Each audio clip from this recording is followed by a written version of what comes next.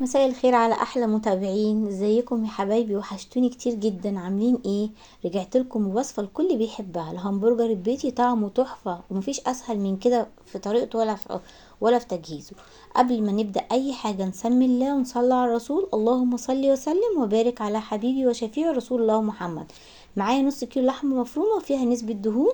نضيف عليها معلقه بقسماط كبيره. التوابل بتاعتنا بصل معلقه، اللي هي معلقه الشاي، بصل بودر، توم بودر، ملح وفلفل وبهارات همبرجر، ونص معلقه بيكنج باودر صغيره. ومهمه جدا خطوه البيكنج باودر، بتخليه يبقى هش وفي نفس الوقت ما بيكشش منك على النار. هنا معايا دي سر من اسرار الهمبرجر.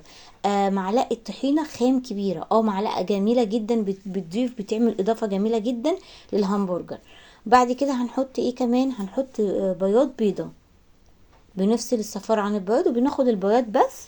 وبنروح يعني كده خلاص، كده احنا خلصنا المكونات بتاعتنا. الخطوة دي هتبقى محتاجة مننا شوية وقت، شوية هنقعد يعني تقلبيه كويس جدا اكنك بتعجني عجينة لغاية ما تحسي ان كل المكونات تجانست مع بعض خالص، وتحسي يعني حبيبات اللحمة مش باينة خلاص، بقت عبارة عن عجينة. عشان دي مهمة جدا عشان ما تفكش منك على النار.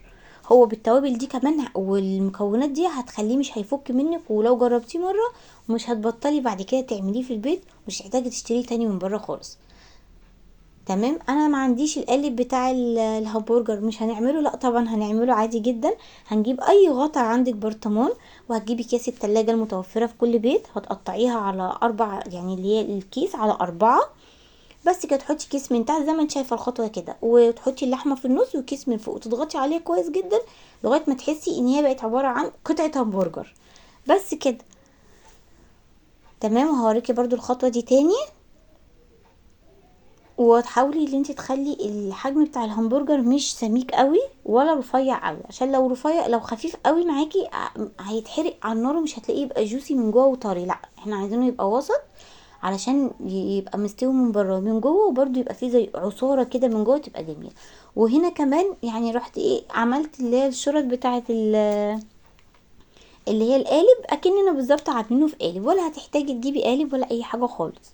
وينفع كمان يتفرز في الفريزر، هتشيليه وقت ما تحتاجي تطلعيه هتطلعيه. بيبقى ينفع جدا في سندوتشات الاولاد في المدرسه. بينفع في اي يوم زنقه مش عندك اكل، عايزه تطلعي حاجه سريعه، بتطلعيه من الفريزر، بيقعد بس بره بالظبط 10 دقايق، وتروحي مسوياه على النار على طول.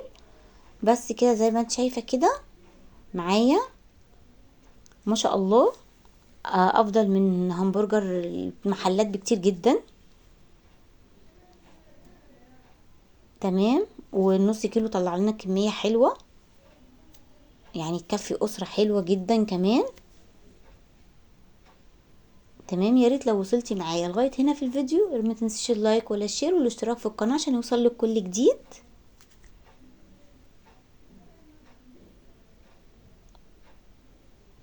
تمام يا حبايبي.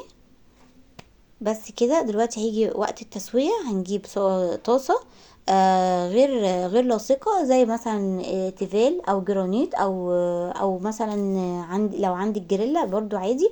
هتدهنيها دهنة زيت بسيطة جدا، مش هتكون زيت كتير، بسيط قوي. وتروحي حاطه عليه الهمبرجر وتقلبيه اللي في الجنبين لغايه ما تحسي اللي هو استوى.